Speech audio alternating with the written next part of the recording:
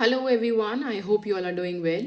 My name is ख्वाहिश Sharma and today in this video हम एक ऐसा सोर्स डिकोड करेंगे यूपीएससी का जहां से हर साल यूपीएससी कॉपी पेस्ट करता है question.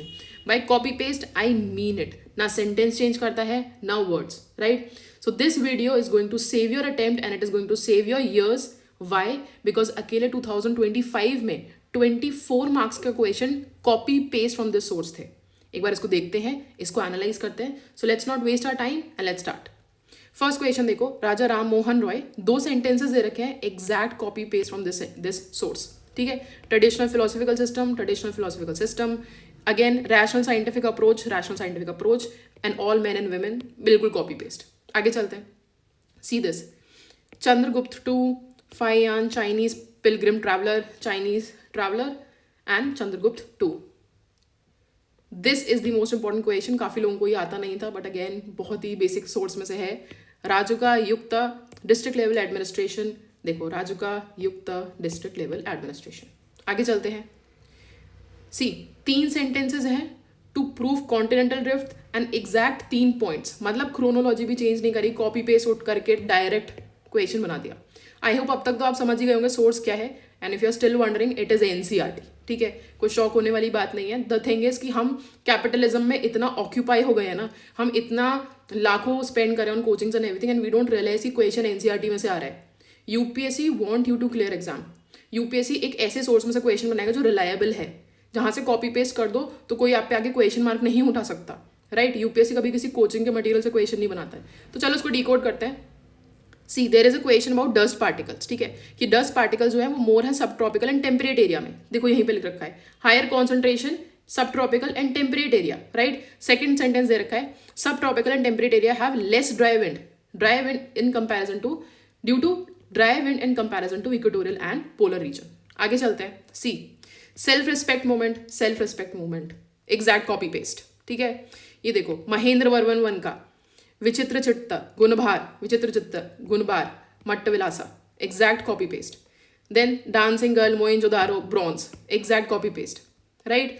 Same Rajendra 1 Chola of Shri Vijay, exact पूरा सेंटेंस दे रखा है, copy paste. Let's move ahead. Geography की NCERT, direct copy paste, move ही नहीं किया, मतलब चेंज ही नहीं किया.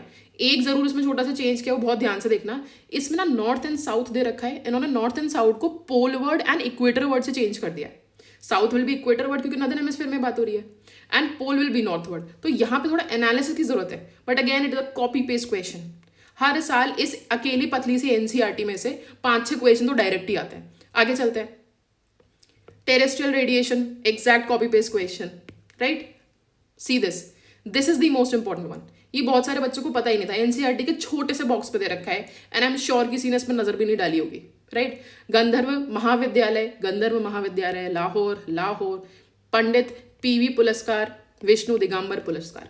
ठीक है, तो अब हम क्वेश्चंस काउंट करते हैं. कितने क्वेश्चन डायरेक्टली फ्रॉम एनसीईआरटी आए हैं? 1 2 3 4 5 6 7 8 9 10 11 and 12 question are directly copy paste from NCERT. That means 24 marks तो आपके वैसे ही बन गए. अभी और क्वेश्चंस देखो जो इनडायरेक्टली आए हैं, they are inspired from NCERT.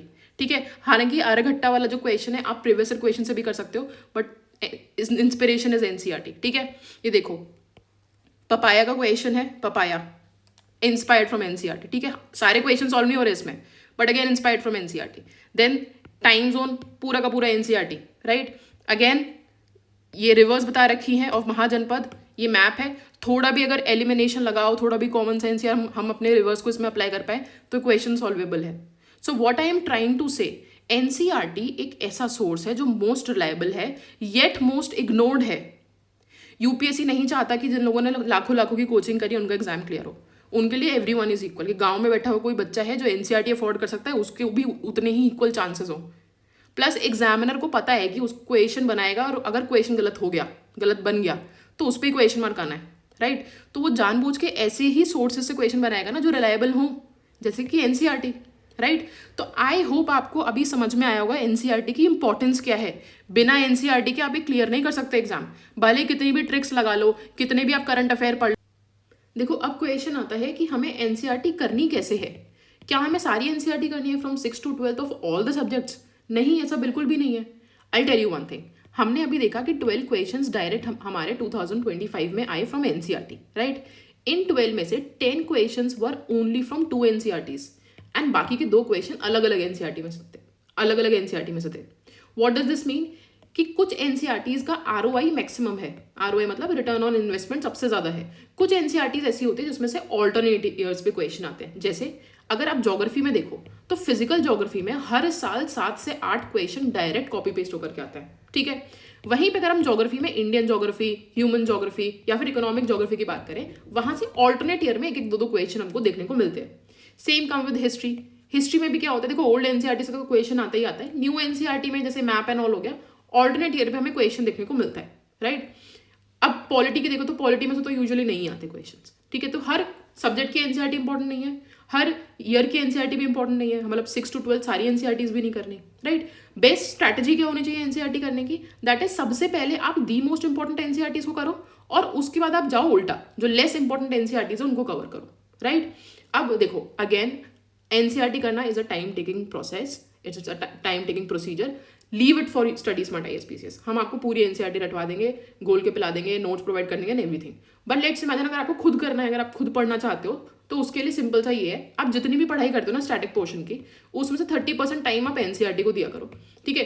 Geography and history में तो स्पेशली एनसीईआरटी पे ज्यादा फोकस किया करो, ठीक है। नोट्स बनाओ, अंडरलाइन करो, रट्टाफिकेशन करो एंड सो ऑन, ठीक है। अब आई अंडरस्टैंड कि आप लोगों का टाइम बहुत इंपॉर्टेंट है एंड हर स्टूडेंट के पास अनफॉर्चुनेटली गाइडेंस नहीं है, या फिर आप बोल सकते हो कि ये नॉलेज भी नहीं है कि कहाँ से क्वेश्चन एक्चुअली आने वाला है, राइट। तो उसके लिए you can definitely rely on study smart ISPCS. We are coming up with NCERT concepts root. NCERT concept root एक ऐसा कोर्स होने वाला है जहाँ पे आपको कुछ भी नहीं करना, ना आपको नोट्स बनाने, ना आपको रिविजन की टेंशन करनी, ना आपको गाइडेंस की टेंशन करनी। We got you. आपको क्या करना है, रोज जैसे प्रीवियस ईयर क्वेश्चन करते हो, करंट अफेयर करते हो, मेंस की तैयारी करो, जो करना है करो, बस रात को बैठो, एक लेक्चर देखो एंड लाइन बाय लाइन सारी एनसीईआरटी कवर हो जाएगी। हम आपको शॉर्ट नोट्स भी प्रोवाइड करेंगे, प्लस हम 3 साइकिल ऑफ रिविजन को भी करेंगे। दैट मीन्स आप एग्जाम देने जाओगे उससे पहले आपके 3 रिविजन हो चुके होंगे। दैट मीन्स रट्टाफिकेशन भी हो जाएगा, नोट्स भी बन जाएंगे एंड मिनिमल टाइम में आपका मैक्सिमम कवर हो जाएगा। हम कौन सी एनसीईआरटी करेंगे, सबसे पहले हम वो वाली एनसीईआरटी करेंगे जिसका आउटपुट सबसे ज्यादा है, इन डेप्थ उन एनसीईआरटीज को करेंगे, राइट। जैसे मैंने आपको बताया ज्योग्राफी की एंड ओल्ड हिस्ट्री की NCERTs, the most important one. Geography में भी जो फिजिकल एनसीईआरटी है उस पर सबसे ज्यादा ध्यान देंगे, एक एक लाइन रटा देंगे, एक एक लाइन समझा देंगे, समझोगे नहीं तो वो रटेगा भी नहीं। ज्योग्राफी तो कंसेप्ट वाली चीज है, ठीक है। दूसरी बात, कुछ एनसीईआरटी ऐसी होती हैं, जैसे मान के चलो 100 पेज की एनसीईआरटी है, बट उसमें से केवल 5 पेज का ही इंपॉर्टेंट कंटेंट है, तो मैं आपको 100 पेज की एनसीईआरटी नहीं पढ़ाने वाली, मैं वो 5 पेज का कंटेंट एक्सट्रैक्ट करके आपको वो पढ़ा दूंगी, समझे। कुछ सब्जेक्ट ऐसे जैसे इकोनॉमी है, इकोनॉमी की एनसीईआरटी बहुत इंटेंस होती है और उसमें से मैक्सिमम क्वेश्चन आता भी नहीं है। बट अगर मान लो उसमें 2 टॉपिक भी मुझे ऐसे लगे कि ये टॉपिक इंपॉर्टेंट है, यहाँ से क्वेश्चन आ सकता है, अगेन 2 पेज के नोट्स प्रोवाइड कर देना है, उसको समझा देना है। अंडरस्टूड। तो एनसीईआरटी वाला जो इशू है वो तो आपको हेडेक लेना ही नहीं है, it is all my responsibility and I will personally guide you with this, ठीक है।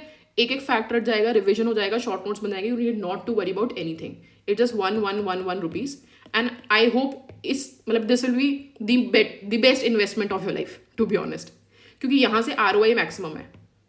There are very high chances कि आप मॉक टेस्ट लो, करंट अफेयर करो, उसमें से एक भी क्वेश्चन आए। ऐसा पॉसिबल ही नहीं है कि आप एनसीईआरटी पढ़ो और उसमें से क्वेश्चन ना आए, it is not possible, right. So I would suggest कि अगर still you have doubt, please अपने आप प्रीवियस ईयर क्वेश्चंस निकालो, don't trust me, previous year questions निकालो, सोर्स ट्रेसिंग करो, खुद आपको पता चलेगा कि एनसीईआरटी में से ही क्वेश्चंस आ रहे हैं। आई होप आपको समझ में आया होगा। इसके अलावा कोई भी डाउट है, I am always there for you, I am just 1 text away, I am always there for you. Other than that, जिस तरह से हमने 2025 का एनालिसिस किया, अगर आपको और भी ईयर्स का एनालिसिस चाहिए तो please comment down below and मैं सिमिलर वीडियो बना दूंगी for other years as well.